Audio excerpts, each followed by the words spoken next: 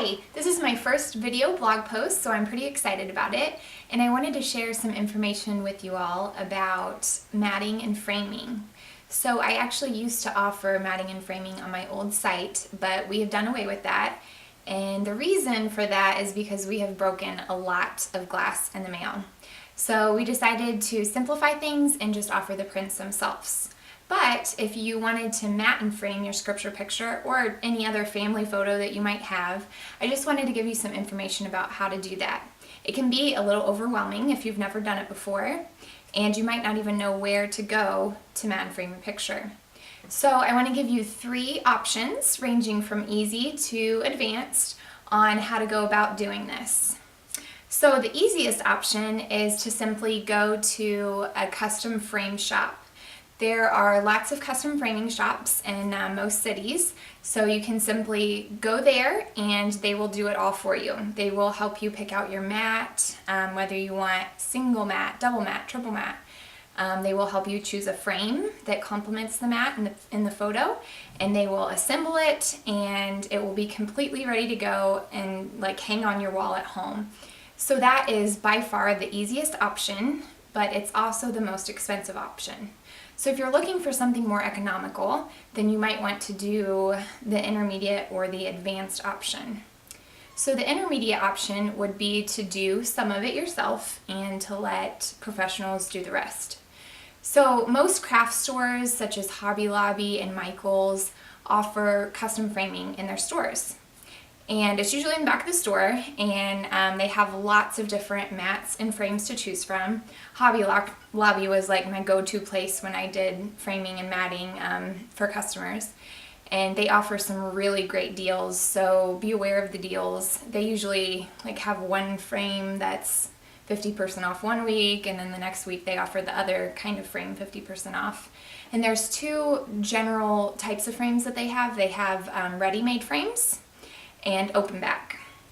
So the ready-made frames are like completely ready to go. They have the glass and the backing that are already with the picture. However, the open back frames, they don't have the glass or the backing, so you'll have to buy those separately, which can be more pricey, and usually those frames are more expensive anyway. So you can choose your frame or your mat first. There's lots of different frames. If you have a more rustic picture, you might want to go with a rustic style frame. I'm actually going to show you a couple examples of some winter pictures that I have hanging in my dining room right now. And I kind of wanted to explain how I went about choosing the frame and the mat that I did for this picture. So this is a winter scene that I have here. I chose a wood frame simply because it's a picture of woods in the snow, so it complements the wood scene well. I chose a navy outer mat. I'm trying to kind of bring out some of the color from the water in the picture, and I didn't want to wash out the picture by choosing like a lighter style outer mat, like a white or a cream. I think it would just wash out the picture too much. But I did do a small, inner mat that is cream color that kind of brings out the snow in the picture. So this is one example of a photo that I've matted and framed.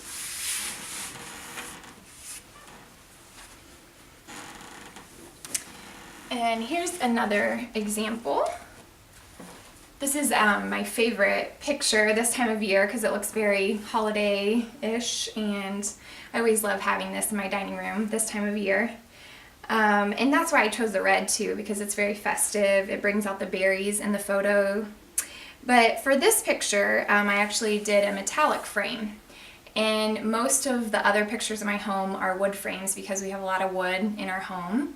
And so most of the wood kind of matches. It's, if you have light wood in your home, you probably want to do light wood throughout. If you have darker wood, you might want to stick with the dark wood. However, if you want to have like a statement piece in your home, then you might consider choosing a different frame. And this photo, I really like the silver metallic frame because it really kind of brings out the snow in this picture. And the darker frame actually like blends in a lot with the red matte color. So I kind of wanted to differentiate from the mat, and it kind of just makes it pop with the silver frame. My prints are all printed in a metallic finish, so I think it really complements it well to have the metallic frame.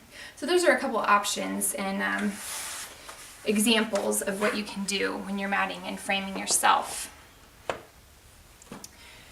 So if you're doing this intermediate option, then you will have to decide, what kind of frame looks best with your print.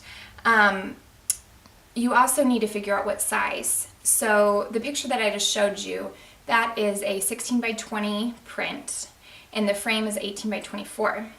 So you always want your frame to be a little bit larger than the print itself. This allows room for the mat.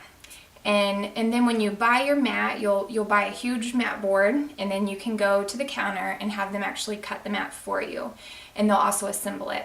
So this is kind of an intermediate option if you're looking for something a little more economical, but you don't want to go all the way to the third option, which is the more advanced option, and that is to do it all yourself. I love DIY, so I usually choose that option for projects. To do this though, you will need to purchase a mat cutter.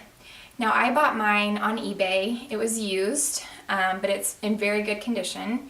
And I think it was like $100, so it's not super expensive. And if you're planning on matting several prints in your home, or if you want to in the future, then you'll probably pay for it within like 3 or 4 mats, because most places do charge quite a bit for the mat to actually purchase the mat board and for them to cut it. I mean, it probably will be about $20, so it is kind of pricey. So you'll be able to pay for your mat cutter within a few mat cuts. It does take a little while to kind of get the hang of it, but once you've practiced, then you really can cut professional style mats, and you can just keep practicing and getting better, and you will be able to cut professional mats. So those are 3 options that I've given you on how to mat and frame your pictures. I will be doing a follow-up blog video post about how to actually go about cutting your own mat yourself with a mat cutter. So stay tuned for that, and in the meantime, enjoy the holiday season. Thanks.